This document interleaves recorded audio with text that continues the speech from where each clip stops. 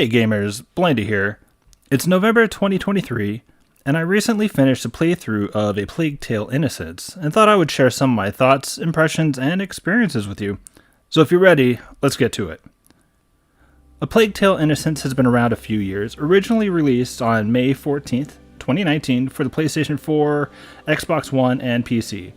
Now, I played the PC version via Steam using the Steam Deck, which is what you're watching right now.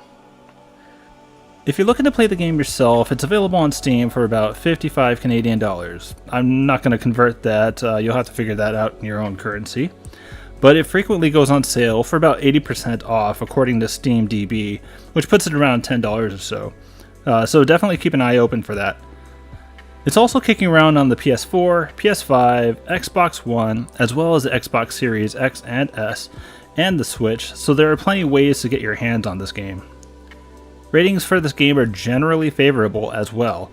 Metacritic has it hitting low to mid 80s or so on all systems, and Steam's all-time rating is currently sitting at 93%, so it appears to be pretty well liked. This game was developed by Asobo Studio, a French development company famous for, not a whole lot to be honest. They developed the 2009 game Fuel, an open-world racing game. They also developed a bunch of Disney IP games, and they also made the most recent iteration of Microsoft's Flight Simulator, released after A Plague Tale Innocence.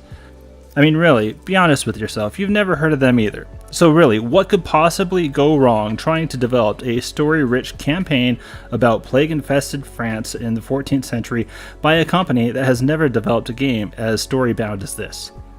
But let's not get ahead of ourselves here. Asobo apparently wanted to develop a game that was strongly story-driven, much like other games such as The Last of Us and Brothers: A Tale of Two Sons. And if you're curious about the name Asobo, it's taken from one of the ways to say let's play in Japanese, which is pretty cool in my books. The game, as you can see, is a third-person, over-the-shoulder action-adventure game, much like aforementioned The Last of Us, God of War, Tomb Raider, and so many other games fitting that mold. But this game leans much more heavily on the adventure part, while those other games are much more action-oriented.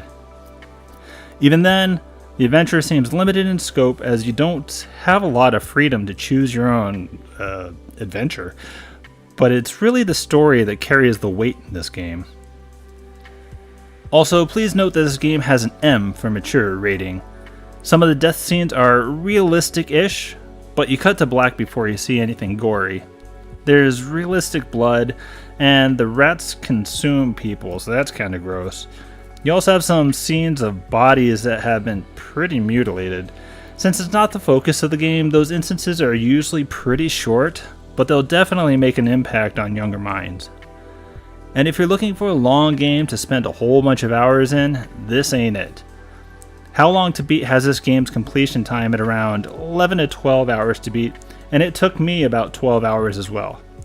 And to consider that I generally play games slowly, and I'm always playing longer than How Long to Beat's times, you can see that this game will go by relatively quickly. Alright, with all that said, let's talk about the game. If you're sensitive to spoilers, I will be talking about some of the main plot of the game mechanics, a bit of the combat, and showing some random gameplay footage, trying my best to make sure I don't show too much about major plot points, but I won't guarantee that I won't talk about something that you didn't want to know about. This is your warning. The story of A Plague Tale Innocence follows Amicia and Hugo de Rune in 13th century France, deep in the throes of the Black Death, aka the Plague, a disease that ended up wiping out around half the population of Europe. If you're unfamiliar with this game, just understand that we're getting into magic, telekinesis, and other supernatural powers in this fictional tale, so don't expect an accurate retelling of life in medieval Europe in the mid-1300s. The game opens with Amicia hanging out with her dad, Lord Robert de Rune, as you learn how to control the character. Most of the controls are quite easy to manage, requiring relatively simple mechanics to do pretty much anything in the game. Really, the controls shouldn't hold you back and make you feel like they're the reason you can't play this game well. Buttons are well mapped and nothing really happens at a pace that you can't manage. In this intro sequence, I find the first thing that really catches my attention, and that's the environment and lighting. The colors are beautiful, and this world feels like an authentic rendition of the world. It's not exact, as you can see things like leaves on trees are just flat planes of leaf textures, which is a common shortcut for designing trees, and the lighting, while mostly great, doesn't diffuse properly. I'm sure it's a really minor issue, but once you see it, you'll always see it. The spots of light on Robert are sharp and in focus, but in reality, they would have spread out into faded dots. But to be clear, the rest of the world looks really amazing and easily overpowers any minor gripe I can muster. For example, early in the game, I couldn't help but look at these benches. I mean, freaking benches. But they have a bit of water on them and they reflect the light, and I don't know, it just all looks really nice. For a company that, at the time of this game, had most recently developed an open-world racing game as their most ambitious title, it's nice to see them show a lot of love and attention in this game. Okay, Amicia is learning how to move around, and the plot starts to kick off as her dog, Leon, runs off. As Amicia catches up to him, he's injured and half sunken into a creepy hole, then gets sucked in and devoured by a hole in the ground. As the game progresses, these holes are noticeably tied to the rats that showed up and make up the bulk of the plot of this game. These little critters are voracious, swarming into anything in their paths, and the only thing they seem to avoid is direct light. Convenient. So now we have the basis for this game. We have creepy dogs swallowing holes, rats that are allergic to light, and Hugo. Hugo is Amicia's brother, though they know very little of each other. You see, Hugo has something wrong with him, and it's bad, and things will happen. I mean, there's probably a better explanation out there, but it never really seemed all that clear to me. Just know that Hugo has the macula, and it's hereditary, and the Inquisition wants him dead, for reasons. So this game plays out as, simply put, a hand-holding simulator, as Amicia has to guide Hugo to safety by sneaking and creeping around to avoid detection and capture. And it may sound boring, but I found this to be really the highlight of the game. Ducking into some high grass, waiting for the enemy's backs to be turned, hiding behind low walls, I think all of these elements created some great tension with some clever puzzle solving that didn't rely on quick reactions or blowing anything up. It felt like you were outsmarting these enemies instead of using brute force, which was simply satisfying. One thing you'll notice is one of the common shortcuts of the games of this style, which is the white mark indicator. Particularly ledges, things that can be climbed on have conspicuously white edges to indicate that they can be mounted, with no in-world explanation for why that would be.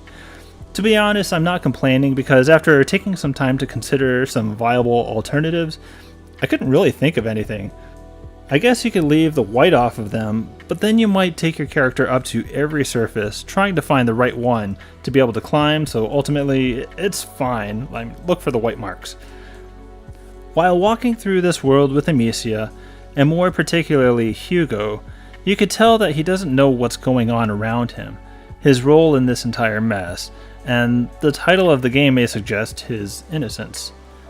He's quite young, and he's been isolated from the world as his mother tried to find a cure for his macula, and now that he's roaming around, there are moments that are almost cute in their innocence.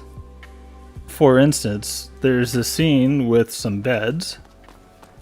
Is he the one who knows where Laurentius is? It has to be him. It has to. Oh, they've broken everything. What's going on here? Perhaps they're building bigger beds? I don't think that's it. And later on, there's a scene with some bodies with sticks in them.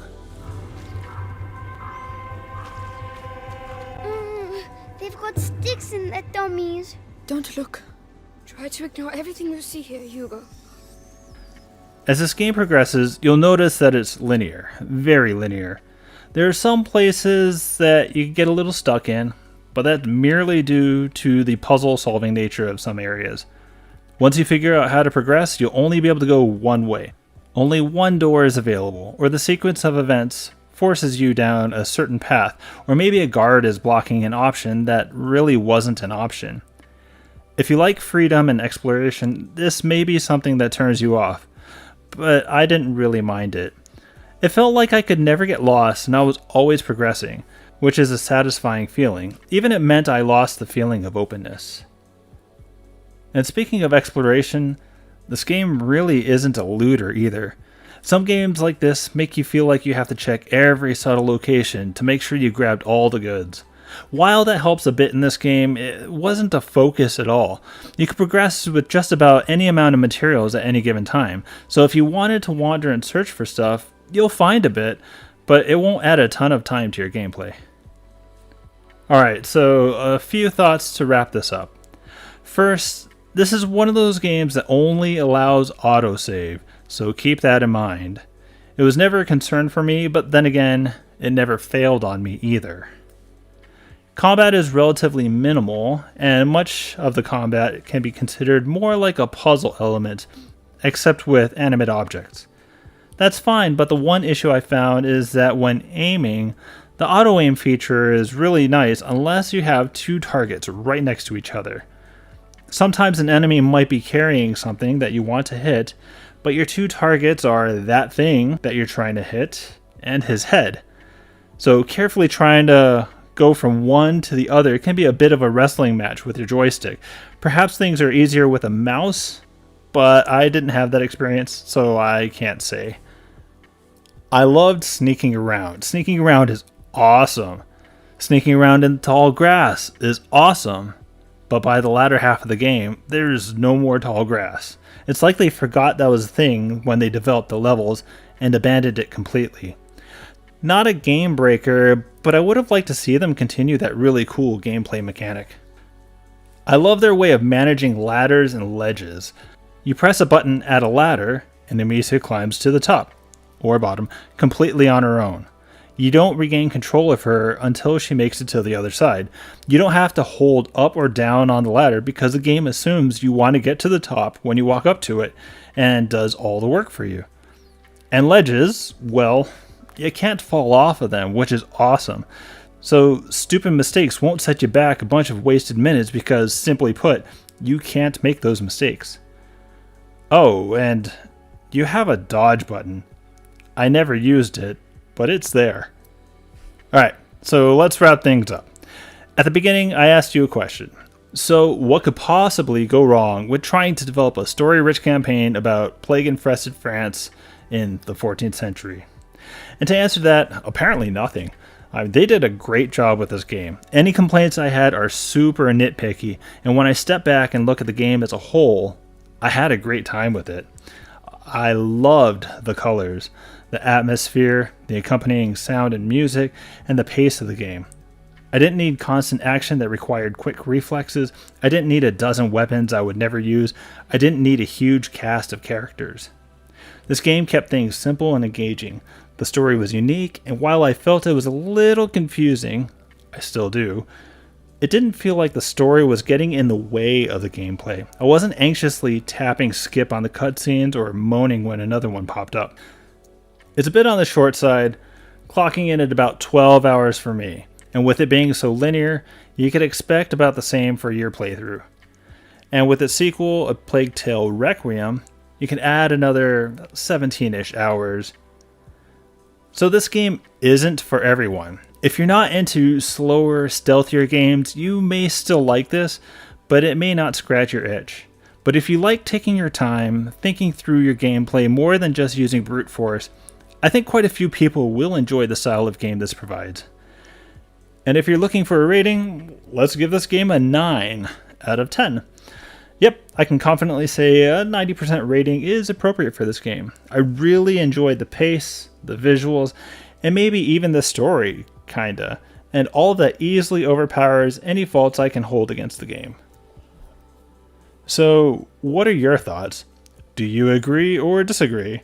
Did I miss any important details? Let me know in the comments. I'd love to hear from you. Want something a little extra? here's a brief glimpse of the final boss fight. How was that? I'd like to shout out all of my patrons. Just kidding. I don't even have a Patreon page set up. But if you'd like to chat, I have an empty Discord channel and you are all welcome to join. Link is in the description. Thanks to everyone for watching. I will see you in the next review. Peace.